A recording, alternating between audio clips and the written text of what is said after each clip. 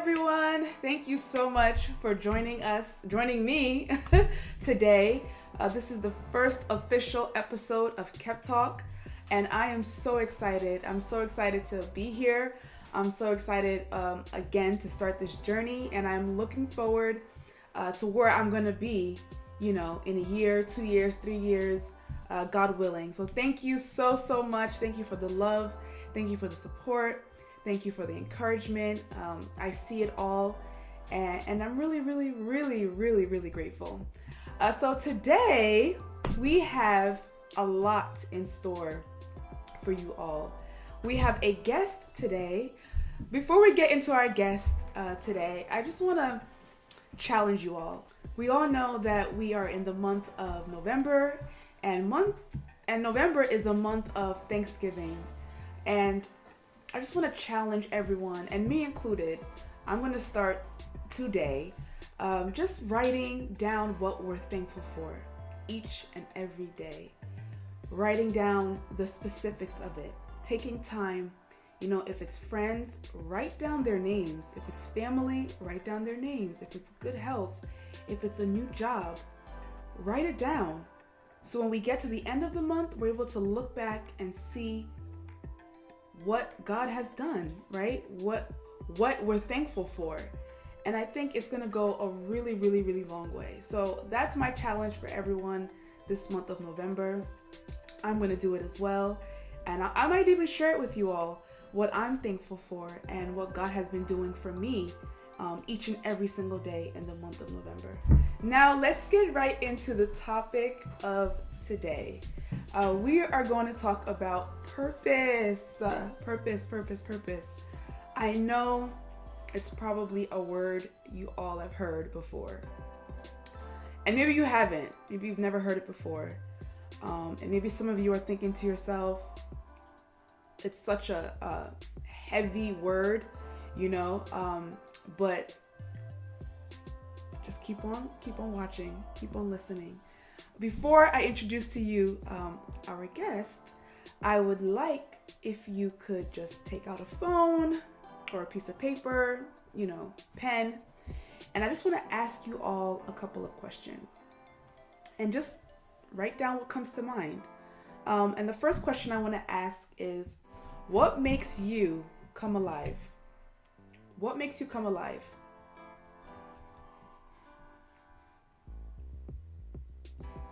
Think about it. The second question I want to ask you is, what are your strengths? What are you good at? What comes naturally to you? What comes easy for you? So what are you good at? What feels natural for you?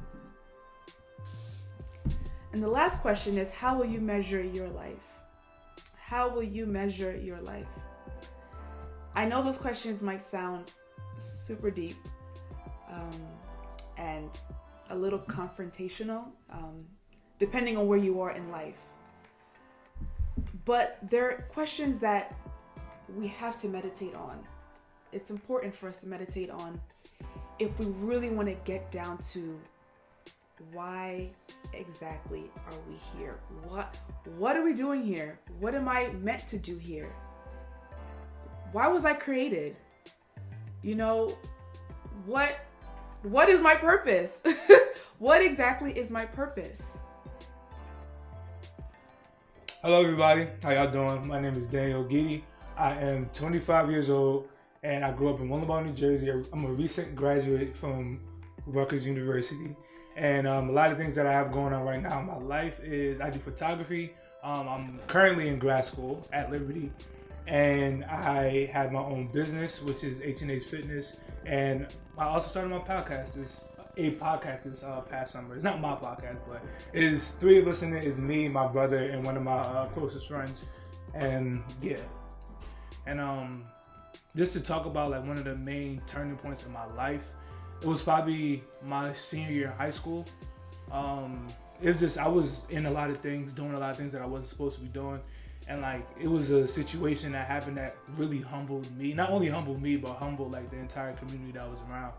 So that was probably one of the most, like the craziest thing that's ever happened to me in my life that I ever experienced. But from what happened, it kind of created who I am now. So yeah, that's me. Thank you so much, Danny, for joining me today on this topic of purpose. I'm really excited for what we're going to talk about today. And just after hearing your intro, the question that comes to mind is, how exactly did you get here? Clearly, there's a story that you feel, and I also feel and believe people need to hear, and that needs to be shared. So, how did Danny get to this point? So first, I just want to say thank you for even having me here. Honored to be here. Thank you for even thinking about picking me to be a guest on your show. The first show. The first one. So and then honestly, how I got here is it's a long story. So the turning point in my life, how things happened, was in high school. Didn't really have the right direction. Wasn't really following the right people. Was kind of just out there doing whatever I seen other people do.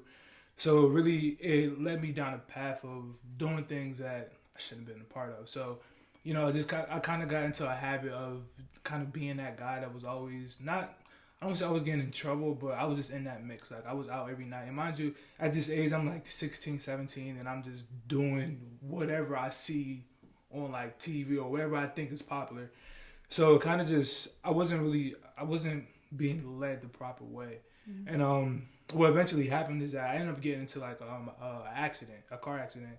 And then like after that happened, it really changed a lot of things in my life, because it's just I wasn't staying at home at that point. Like there's a whole backstory to it, mm-hmm. and I don't think we have the time to go over all of that today. Mm-hmm. But it's like that entire summer, like, and that was the summer before I went to college. Okay. So even like the whole time, that entire summer, I wasn't staying at home. I had to stay with my cousins out in Trenton, because I couldn't be in my house because it was just a lot of things that was happening.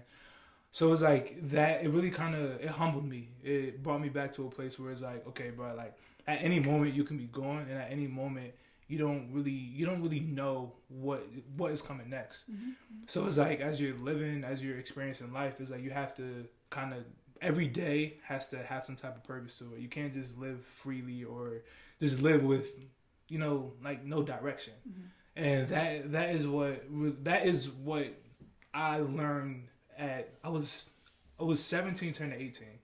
So it was like, that was like one of the main lessons that I learned at that age. And then going into college, I was home. Like I was always home. I never was going for too long, but then like my parents, it was like, no, you gotta go. So mm-hmm. like I ended up going to Liberty, and I was there for 2 years. So it was like, it was just a complete shift, because I'm used to being home, used to being around my parents, but now I'm at Liberty. I'm like 6-7 hours away. I don't have a car. I don't have nothing. I don't know nobody out there. Mm-hmm. So it was like I kind of just got like, I don't want to say shipped out, but they were just like, nah, like, you're not staying in New Jersey. Okay. So that was the turning point for me. Mm-hmm. All right. So you mentioned something. You mentioned you were 16, 17, pretty much doing whatever Danny wanted to do.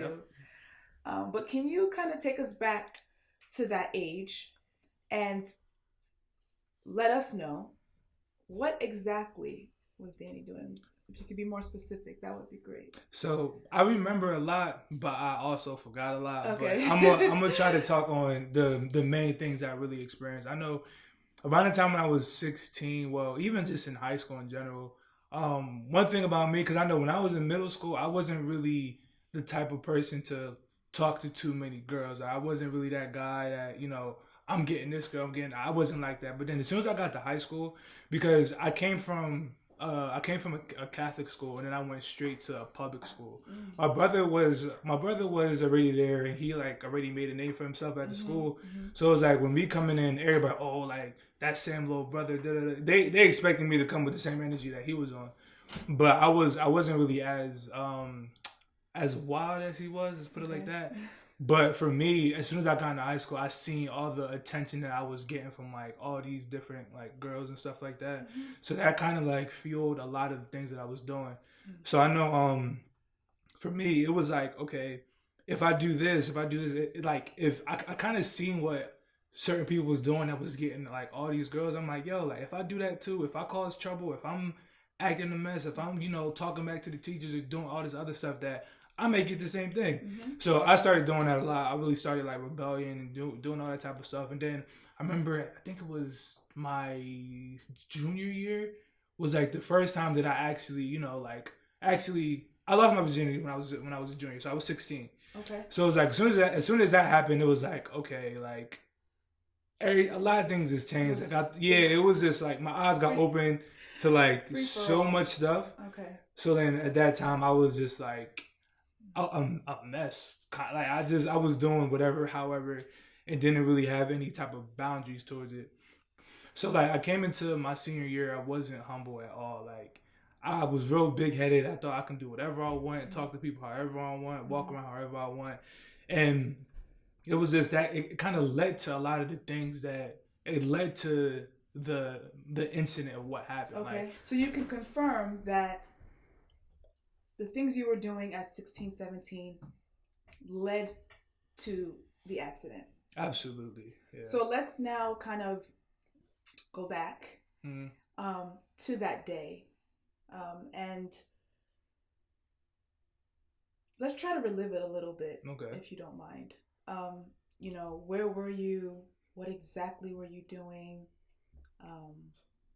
What happened? What exactly happened? It's funny because that day it was a Friday night, and like what happened was I remember before I even went, I had basketball practice, but at the time it was my senior year. Like the season was over, and I was more so just getting ready to I was trying to prepare myself to like go to college and try to find a school to go to. Mm-hmm. So I would go to all of the AAU practices for like for the grade under me, and I would try to help coach. I would play with them, do stuff like that. Mm-hmm. So I was there at first, and then when I got home, I took a shower. And originally, the funny thing about it, because I wasn't even supposed to go to like the event, but originally I was supposed to go see this girl that I know. Okay. But I ended up not doing that because I don't even remember what happened, but I just ended up not going. So I actually ended up going to I went to the party instead. But the only reason why I went to the party because I got influenced to go. Like at first I wasn't gonna go. I'm telling them like, yo, I'm not going. I'm not going. I don't got no business there. But I ended up going anyway. So we at the party. Everybody's having fun. We enjoying ourselves. And then like, it's just, things just changed. Like, and mind you, at this time, we're 17, 16, and we in there drunk. Like, and luckily, like, I was one of the only people that didn't drink that night. Okay. So like, if I would have like fell into that peer pressure at that time, like it would have been a completely different story. Okay. So it's like things happened, and then a fight had broke out, and then when the fight broke out, all this stuff was going on, and then I had seen things going, so I went over there, I started fighting a little bit, but then after a while, I'm like, all right, like it was getting kind of crazy. I'm like, yo, I need to we gotta go. So I get in my car, I'm about to back up. And then I'm backing up, but then I see one of my boys behind me in his car, so I couldn't move. Mm-hmm. So then as I'm backing up, my window was down. So a whole group of people came to my window and just started trashing me. Just started punching me, just hit me, and I couldn't really do anything. Based off of the fight that you had? But yeah. Oh, so okay. I couldn't really do anything. So I'm in the car, they knocked my glass or anything. So when I was backing up, I put my car back in drive because I was trying to move forward. Mm-hmm. So I put it in drive, boom. And then when it was hitting me, I stepped on the gas. Oh, wow. Okay. So, when that happened, boom, I hit somebody. Oh. He didn't make it. Oh. So, I never really got the chance to, talk to the family and be like, yo, this is, this is what happened. I didn't mean for it to happen, all that. At that time, that was when I was here, and then I literally shut down. Right. So, I kind of, went into my shop. I wasn't really talking to nobody. I was, in my own little, circle. And then from there, it's just after that is when my parents was like, all right, you gotta go. So you just shared with us something that was clearly a defining moment in your life. And today's topic, as we know, is purpose. So how did that moment, the accident, losing a friend, because at the end of the day, he was a friend, how did that moment shape you? And, I'm just going to also add this question in there. How did it change the trajectory of your life? So it was one of those things where I kind of had to watch. I really had to watch who I was around, because it was a certain point where I knew people were like kind of after me in a sense, because it's like, all right, you did that. You know how people are, like that happened. So now you got paid. You know how, like, Yeah. So that was kind of how I perceived it. And it was one of those things where I had to sit back and really just be by myself for a very long time. And I didn't really know how to process it at the time. But because nothing like that has ever happened to, like, never experienced nothing like that in my life. You feel me? Yeah. So it's like, and I don't know anybody else that's ever experienced, like, that was like one of the, like, I never experienced that. I never seen anybody experience anything like that. So it was like, I didn't really know what to do. I didn't know what to talk to. I didn't know none of that stuff. So it was like, and everybody knew. Like, everybody knew, because I was out of school for like a good 2 months after it happened. And it's like, they would try to like send teachers home to give me work and have me. I wasn't doing none of that. Like, I'm like, bro, like, you're not about to sit here and talk to me for an hour and expect me to do this work after what just happened. Like, I'm not thinking about none of that. And even like my parents, they had tried to put me in therapy, but I only went twice. After that, I'm like, yo, like, it's too early. Like, for me, I'm like, yo, it's too early. Like, I don't want to talk about this. Right. You feel me? Because I didn't even know how to process the emotions of what happened at the time. So it was like, I'm sitting there, I'm like, bruh, like, I don't know what to do. Like, I don't know what to think. I don't know who to go to. I don't know none of that. And it's like, yeah, of course, they all say pray, pray, pray, like an African home. You got to pray about everything. Yeah. I get that, but I feel like sometimes in situations like that, like, they don't understand that, like, yes, prayer works, but there is another step. All right, so I know you said a lot, and I know there's still so much that we're going to dive into, but I just wanted to ask you, would you say you were mentally stuck? And if you were, how did you get out of it? So essentially, how did you get your healing? Like, when did the healing begin, and what did that look like for you? So at the time, yes, I was mentally stuck. And it's funny because I was saying before, I didn't know what to do. I didn't really know where to go. So it's like, I know at first I tried to like start living life normal again. Like, I tried to start going out. I tried to start like doing certain things. But it's like, every time I would go out, it's like somebody that knew about the situation would see me. And they'd be like, and they will always like be like kind of like looking at me funny and doing stuff like that. I even remember somebody had seen me out in public, and they told they told somebody that I was cool with, like, yo, like, you need to tell him to stay inside. So even like with stuff like that, when I'm hearing stuff like that, it's like, okay, let me just stay in the house, basically. So it's like, I wasn't going out. I was just in the house. I would go play ball here and there, but like I said, I moved with my cousins for like majority of like that entire summer. But the issue that came up is that I was running away from it. Like, so would you say you were depressed? Would you categorize it as depression? Yes, I would. And the reason why is because it was one of those where it was like the type of depression where it's like you would go out and try to do so many other things to ignore it. Bury the feeling. So it's like I was trying to keep myself as busy as possible. I used to try to go everywhere that wasn't in my town, that I can go away where people didn't know who I was. I used to try to do that all the time, just so I can, I guess, get some type of just feel comfortable being outside and just like doing my own thing. So it's like that was what I resorted to. But it was, I don't think that it was the best thing to do at the time. Well, now looking back, I don't think it was the best thing to do, because it's like me doing that is just, I didn't really confront it when I needed to. Right. You feel me? Yeah, I understand that it takes time. But even then, like, I didn't know how to talk about it. I didn't know how to talk about it. So even like the start of the entire, I guess, healing process of it was me being able to talk about it. Like, me being able to have conversations and be like, yo, like, this is how I felt. This is what happened. Like, yeah, it's crazy, but like, it helped.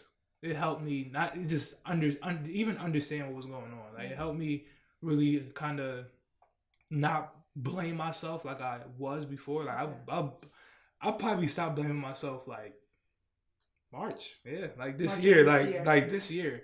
I just like recently stopped blaming myself.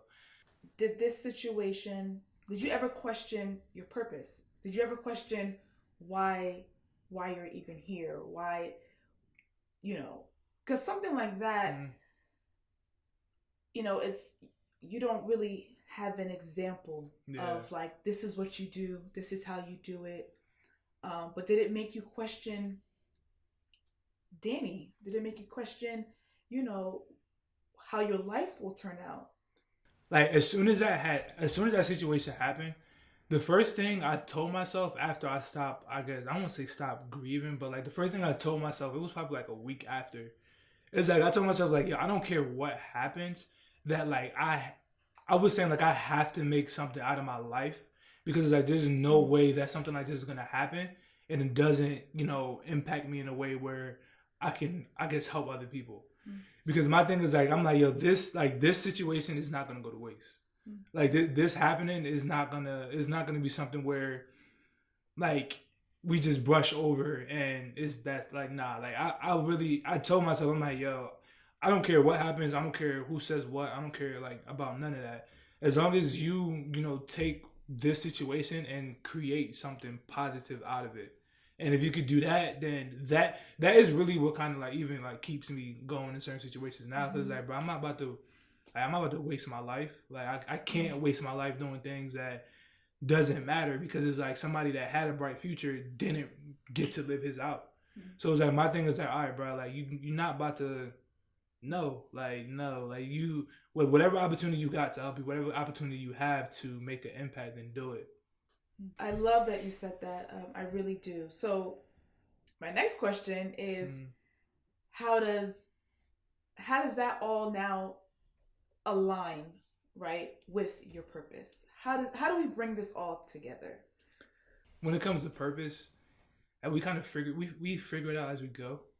Like I have an idea on what I'm supposed to be doing and the places I'm supposed to be at in life, but things can change like that. And a lot of times it's like when it comes to like finding purpose and doing things like that, I know what I've finally realized is that the only way that I can find purpose is by serving God. So it's like the more I do that, the more I understand where I'm supposed to be. The more I do that, the more I understand like my position in this world. So it's like I'm still getting there. Like I'm still understanding it, but it's like I feel like I'm in a great position right now off of the the mentors that I have ahead of me, the people that are pouring into my life, even the people that I haven't poured into. It's like it's showing me a completely different, like I'm a completely different person. You feel me? So it's like I'm seeing the growth. Like other people are seeing the growth, and it's just like, all right, let's not even settle here. Like let's try to keep making things happen. So it's like where I see my purpose is whatever. I don't, cause it's kind of cliche. Wherever God takes me, that's where I'm gonna go.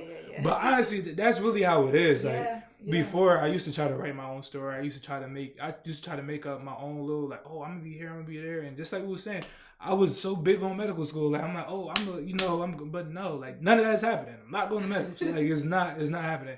So it's like when I actually took the time to sit back and like, all right, God, like, what exactly do you want? Yeah, like what do you want? Like, and then from there, it starts with like serving. It starts with doing things for God and being a part of these ministries and doing stuff like that. Like that is where I see my purpose at. I don't know exactly what I'm supposed to be doing in there yet, but I know that is a start. That is the start for where I can really figure out what I need to be doing in life. All right, so you bring up faith, you bring up God, serving God, and I love that because we know that this is a faith-based talk show. So we've also touched on how that moment at 16 or 17, how it impacted you physically, how it impacted you emotionally and mentally. But I want us to now kind of dive into the spiritual side of things. So thank you for bringing us there. So how has it impacted your spiritual life? And I want you to kind of, you're 25 now, so this happened to you, 7 years ago. And let's see how we can kind of like tie the last 7 years, talk about your spirituality over the last 7 years. So I know one of the reasons for my spirituality in the first place, my parents. Like, Okay. it's because like it's funny when that situation happened. The first thing my mom did was like she started praying about it. Like she even put together like prayer lines, prayer conference with people from Nigeria, everywhere. They all came on one prayer line and they all praying for me, stuff like that. So honestly, even going back to the questions before of how I got through it, that was literally like that was a saving grace. So, but now is the way it affected my relationship with God. It made me depend on Him more because it's like I understood like yo, I didn't know what to do at the time. Like I had no answers. I didn't know what to do. So it's like the only other option, the only other thing to turn to, the person that has all the answers is God. So I'm like, all right, let me start taking this a little bit more serious. And then even when I went to Liberty, that atmosphere is like, even though Liberty is like they strict, they have a lot of rules and stuff like that, but I'm glad I went there first before I went to Rutgers. Okay. Because if I didn't go to Liberty first, I would have never really understood what it mean to like follow Christ for yourself. Because like of growing up, like I said, both of my parents are pastors, but it's like their salvation is not gonna save me. Like they're just because they believe don't mean that I'm gonna make it. You feel me? So it's like I had to take the time to really, all right, what is this whole Christian thing about? Yeah. You need that foundation. Like you're not about to just walk into a church service and immediately understand everything that's going on. Like if you don't read your Bible, if you don't pray, if you don't do things like that, then it's like you're not even spending time with God. Like, and that's even another thing. Is like, why spend time with anybody else when you can spend time with God? Yeah, and it's in that space of spending time with God, He's able to make things clear to us. He's able to make our purpose clear, right? And I keep on using that word, purpose. He's able to tell us, what to do, and where to go, and really, He really is. It's just we have to make ourselves available to Him. So that's really important. It really, really is. And then even now, it just helps me understand that regardless of what happens in life, as long as I seek after God and depend on God and just believe what He has for my life, it's like I know that at the end of the day, like everything is gonna be fine. Right. Like regardless of what outcome, whatever we see, whatever happens, it's just like like God knows what He's doing. So it's like I don't question that anymore because it's like the things that I've experienced, the things that I've been through, the things that like everything that has happened is like there's no reason why I should be here. Yeah, like there's no reason why I should be in like the position that I'm in. So it's like honestly, I just thank God because I'll complain about stuff here and there, but then again, it's like one thing I really try to, I guess, live by is that if you're gonna complain about something, always think about the positive things as well, because it's like we spend so much time focusing on everything that can go wrong, but there's literally a million things that's going right. Yeah. So. And that goes back to my, thankful comment. We have to be thankful in all things, So thank you, Danny. This has been an incredible time. Your story has truly inspired me and has encouraged me. It's a reminder that regardless of what we go through, regardless of how low we might feel and what we might go through, there's always a light at the end of the tunnel. There's always a light. And sometimes that light might seem dim, but it's important that we seek God, we go to Him, we cry out to Him, especially in the area of purpose. And I know that He will make things clear for us. He might not make it clear in our own timing, right? Like when we want it, but He'll make things clear for us in the timing that He sees fit. So thank you so much. I am so grateful, and I hope everyone that is watching this has learned a thing or two. And before you go, just let everyone know once again what you're doing, right? You're a Mhm. man of many talents. And that's why, honestly, your story is just a beautiful story. It really is. But just just let the people know what you're doing, what you have going on, where they can find you. Yeah. So, well, right now I'm in school. I'm at Liberty doing industrial organization psychology. So that is where I'm at right now. I'm also I have my fitness business H&H Humble Hungry. Y'all can follow the page hnh.fitness, and I do photography as well. What else? I'm also a part of this ministry up at Rutgers. It's called A Life Ministry. It's the greatest thing ever. I advise everybody to tune in to the live sessions. It's every Tuesday, 8:30. It has blessed me in a major way. Probably like one of the best decisions that I made this entire year. Me even deciding taking that step to be a part of it. So that's most of the stuff that I have going on right now. And yeah, that's me. That's me. That's awesome. And I heard you have merchandise. Oh, I do. I do want to do a giveaway. Oh, word? With your merchandise. Let's make it happen. So maybe, I don't know. We got to figure it out. Mm-hmm.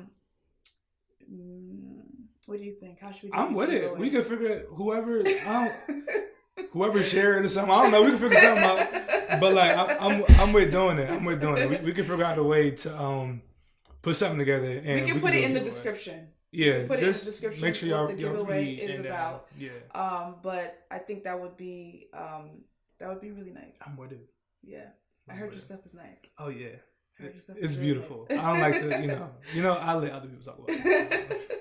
You gotta stay humble, right? Yeah, humble and hungry. Come on. So thank you once again. Mm-hmm. I am so grateful to have you on this first official episode of KepTalk, and I hope you all have been blessed. And yeah, thank you so much. So we've come to the end of the first show, and I just want to leave you all with a KepTalk, which we know is like a pep talk. So the first thing I want to share with you all is that please believe that there is a purpose to life. Just having the attitude of I'm just making it is not where we need to be. It's not where God desires us to be. We are here for a reason, each and every single one of us, a unique reason. And there's no one else that can be you. There's no one else that can make a difference like you can. So believe that there is a purpose to life. The second thing I want to leave you all with is purpose should not be focused and measured by outcomes. And when I say outcomes, I mean, the things like the big car and the big house and the, 6-figure job. Those things at times don't define whether or not you've fulfilled purpose. And the third thing I want to leave you guys with is living life on purpose is about making your life match what's on the inside of you, what's deep down, the core of who you are, and what you believe in and what you stand for. Also, purpose is what drives you. It's what wakes you up in the morning. It's what allows you to go to work, and it's what allows you to step out and start that business and do things that maybe you didn't think you could do. Purpose is that driving force. And lastly, purpose shapes your life and shapes what you put your attention on, what you put your focus on.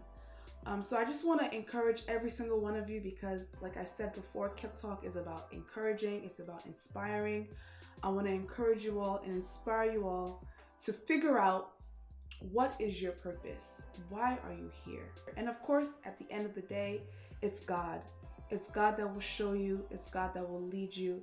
It's God that will direct you. So thank you so much once again for joining me on the first official episode of KepTalk, and I hope that you continue to come back and continue to support. Thank you so much. Don't forget to like, comment, subscribe, share, tell a friend to tell a friend to tell a friend. Regardless of it's on IGTV, YouTube, please just like it. Don't forget to follow me on Instagram at KepsBay or at KepTalk.